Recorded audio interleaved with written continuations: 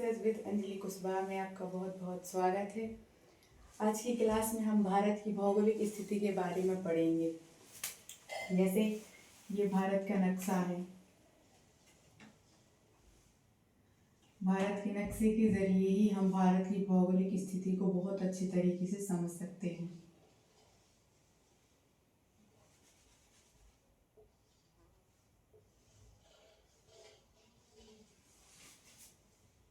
भारत की भौगोलिक स्थिति क्या होती है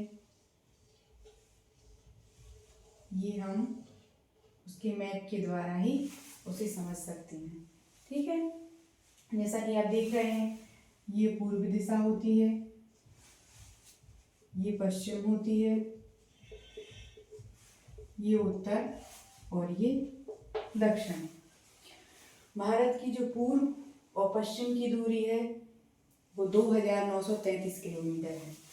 पूर्व से पश्चिम की दूरी 2933 किलोमीटर और उत्तर से लेके दक्षिण तक की जो दूरी है वो होती है, उत्तर से दक्षिण तक की दूरी कितनी होती है? 3214 किलोमीटर। ये भारत का नक्शा है। भारत में कुल 28 राज्य और 7 केंद्र शासित क्षेत्र होते हैं। ठीक है, ये भारत का उत्तरी हिस्सा है, ये दक्षिणी है, ये पूर्वी है और ये पश्चिमी है। यहाँ से अरुणाचल प्रदेश के किबुथु से लेकर गुजरात के गिर तक ये पूर्व से पश्चिम की दूरी है। और यहाँ से इंद्राकोल से लेके कश्मीर के लद्दाख के इंद्राकोल से लेकर कन्याकुमारी तक, यहाँ तक की जो दूरी है उत्तर से दक्षिण की 3214 किलोमीटर।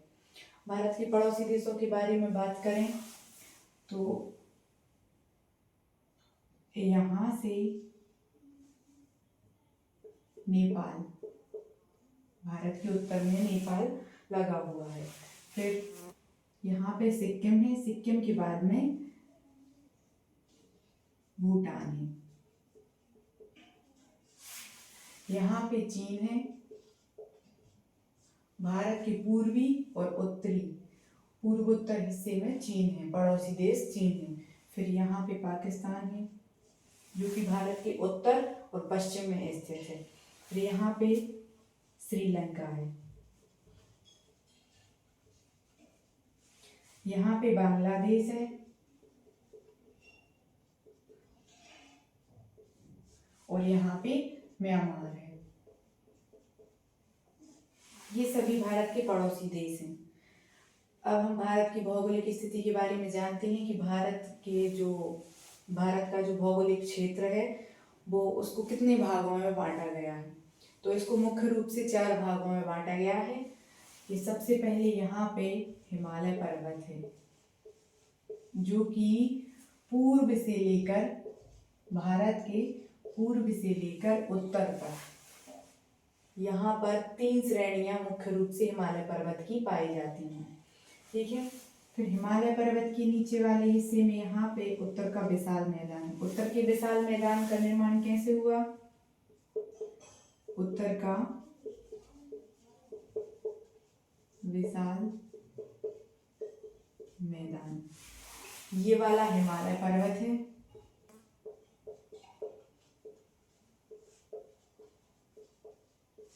ये उत्तर का विशाल मैदान। उत्तर के विशाल मैदान का निर्माण कैसे हुआ? उत्तर के विशाल मैदान का निर्माण मुख्य रूप से हिमालय पर्वत से जो नदियां निकलती हैं, जैसे सिंधु, गंगा, यमुना, ब्रह्मपुत्र आदि नदियां जो हिमालय पर्वत से निकलती हैं, ये अपने साथ कंकड़ पत्थर तोड़ तोड़कर अपने साथ अवसाद लेकर चलती हैं और उसी अवसाद के यहाँ जमा होने से इस मैदान का निर्माण हुआ है। और इस मैदान की जो मिट्टी है वो बहुत उपजाऊ, या फिर कहें तो जरूर मिट्टी यहाँ पे पाई जाती है, इसलिए यहाँ की मिट्टी उपजाऊ होती है। उत्तर के विशाल मैदान के बाद यहाँ पे प्रायद्वीपीय पठार है जो कि भारत का त्रिकोणीय आकार है। भारत का मतलब त्रिकोणीय आकार है और ये सबसे पुराना है। हिमालय पर्वत से, उत्तर के विशाल मैदान से भी ये पुराना है क्योंकि इसका निर्माण कई करोड़ वर्ष पहले हुआ था। ठीक है, इस खंड में जैसे यहाँ पे झारखंड, छत्तीसगढ़, मध्य प्रदेश, राजस्थान के अरावली का पूर्वी हिस्सा, और कुछ हिस्सा गुजरात का। दक्षिण में देखा जाए तो महाराष्ट्र, कर्नाटक और तमिलनाडु, और यहाँ पे आंध्र प्रदेश और छत्तीसगढ़ का कुछ हिस्सा इसके अंतर्गत आता है। किसके?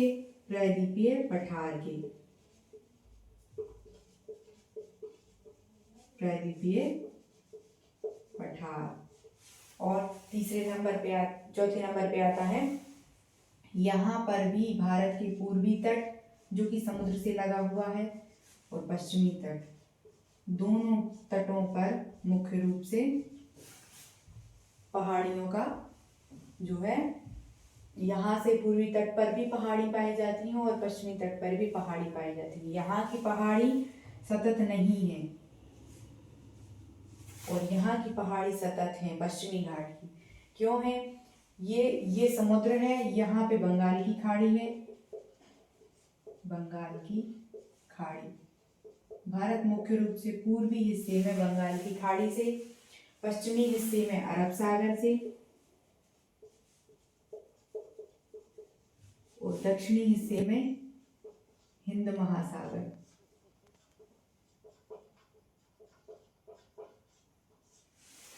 दक्षिणी हिस्से में हिंद महासागर और उत्तर में हिमालय पर्वत।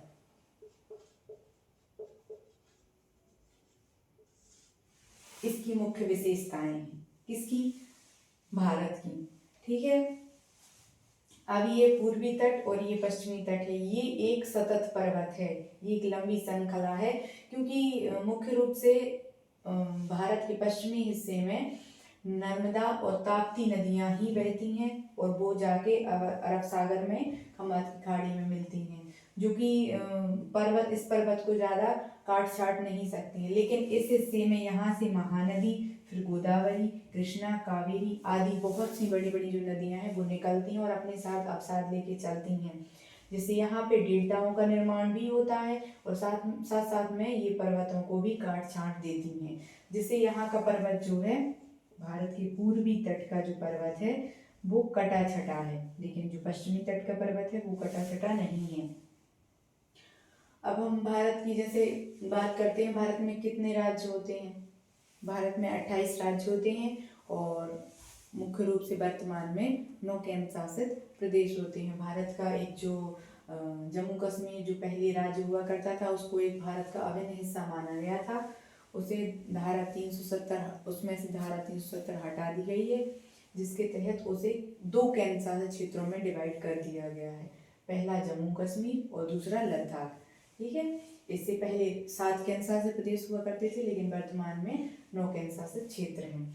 यहाँ पे 7 सिस्टर जो 7 राज्यों को मिलाकर उनका नाम दिया गया है। ठीक है। तो यहाँ पे अरुणाचल प्रदेश है, फिर अरुणाचल प्रदेश के नीचे असम है, फिर यहाँ पे मेघालय है, मेघालय के यहाँ पे त्रिपुरा, मिजोरम, नागालैंड, मणिपुर, ये सब मिलकर 7 राज्य जो हैं 7 सिस्टर के नाम से जाने जाते हैं। भारत की अक्षांशीय और देशांतरीय स्थिति। भारत की अक्षांशीय स्थिति क्या है? भारत की अक्षांशीय स्थिति है लगभग 8 से 37। यहाँ पे 8 डिग्री और यहाँ पे 37 डिग्री। ये क्या है? भारत की अक्षांशीय स्थिति। ठीक है। 8 डिग्री उत्तरी गोलार्ध में, उत्तरी अक्षांश में। ठीक है। उत्तरी अक्षांशों में 8 डिग्री से 37 डिग्री तक भारत की जो अक्षांशीय स्थिति है। और देशांतरीय स्थिति, कितने से कितने देशांतर तक भारत का जो विस्तार है वो कितना है? तो यहाँ है 68 से 97, 68 डिग्री से 97 तक। ठीक है। यहाँ पे जैसे 68, तो यहाँ पे 97। ये हो गया भारत का देशांतरीय विस्तार और ये हो गया अक्षांशीय विस्तार। अक्षांशीय रेखाएं क्या होती हैं? जो हमारे पृथ्वी पर काल्पनिक रेखाएं हैं, वो जो काल्पनिक रेखाएं हैं अक्षांशीय, वो क्षैतिज रूप से ऐसे में इनको खींचा गया है। और जो देशांतर रेखाएं हैं वो कैसी होती हैं? वो ऐसे खड़े में होती हैं। अक्षांशीय रेखाओं के बीच जो गैप होता है वो बराबर होता है, मतलब जो ध्रुवों पे होगा वही विषुवत रेखा पे होगा, दोनों समान होगा। लेकिन जो देशांतर रेखा है उनमें जो गैप होगा वो समान नहीं होगा। क्यों? क्योंकि यहाँ पे इसको पृथ्वी को ऐसे बनाया गया है, ऐसे, ये अक्षांशीय रेखाएं होती हैं।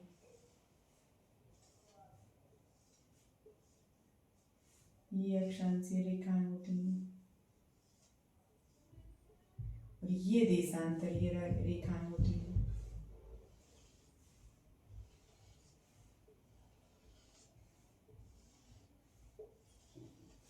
तो आप भी देख सकते हैं जो देशांतर रेखाएं हैं इनकी जो विषुवत रेखा के पास जो दूरी है वो अधिक है, लेकिन जब जैसे ही ध्रुवों के पास ये इनका मिलना हुआ तो ये इनकी दूरी बहुत कम होती, जैसे जैसे ध्रुवों के समीप जाएंगे तो इनके जो मध्य का जो अंतर है वो कम होता जाएगा। ठीक है, तो इनको ये वाली जो रेखाएं हैं ये कहलाती हैं अक्षांश रेखाएं, और ये जो ऊर्ध्वाधर रेखाएं हैं ये रेखाएं कहलाती हैं देशांतर रेखाएं। अब जैसे क्वेश्चन के बारे में बात करते हैं कि इसका क्वेश्चन क्या हो सकता है, तो इसका क्वेश्चन यही हो सकता है कि भारत की जो भौगोलिक स्थिति है उसका सचित्र वर्णन कीजिए। ठीक है, भारत की भौगोलिक स्थिति का सचित्र वर्णन आपको करने को दिया जाए तो आप कैसा करेंगे? इसको ऐसा ही करेंगे कि सबसे पहले तो यदि सचित्र दिया है तो आपको मैप बनाना आना चाहिए, बिना मैप के कुछ नहीं हो सकता। भारत का नक्शा बनाना तो आना ही चाहिए। सबसे पहले भारत का नक्शा बनाएंगे। भारत का नक्शा बनाने के बाद थ्योरी भी लिखेंगे और साथ में सचित्र वर्णन है तो उसका नक्शा भी तैयार करके रखेंगे ताकि सामने वाले को अच्छे से एक्सप्लेन कर सकें।